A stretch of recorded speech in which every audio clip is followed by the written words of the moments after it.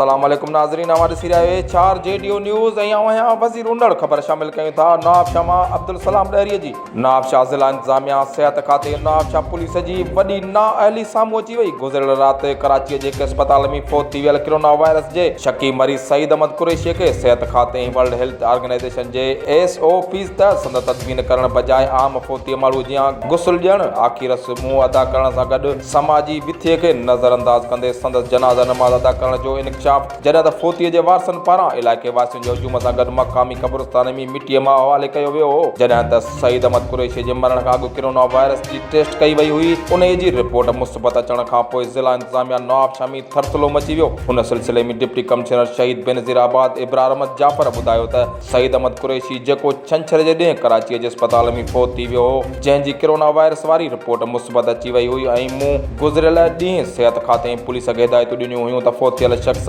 Saeed Qureshi corona जो shaky आहे। उन जी तदफ़ीन सिहत खाते जे SOPs तहत कई वञे, पर मूंखे ॼाण मिली आहे त उन में लापरवाही थी आहे। उन जे करे लापरवाही कंदड़ सिहत खाते नवाब शाह पुलिस खाते जे ऑफिसरनि ख़िलाफ़ सख़्त कार्रवाई कई वेंदी ऐं असीं सईद अहमद कुरैशीअ जे घर वारनि ऐं संदसि जनाज़े निमाज़ में शरीक थींदड़ माण्हुनि ऐं गुस्ल ॾींदड़ माण्हुनि जा तफ़सील गॾु करे उन्हनि खे आइसोलेट कयो वेंदो ऐं फोती सईद अहमद कुरैशी जे इलाइक़े अब्दुल कादिर पार्क वारो इलाइक़ो मुकमल तौर ते सील कयो वियो।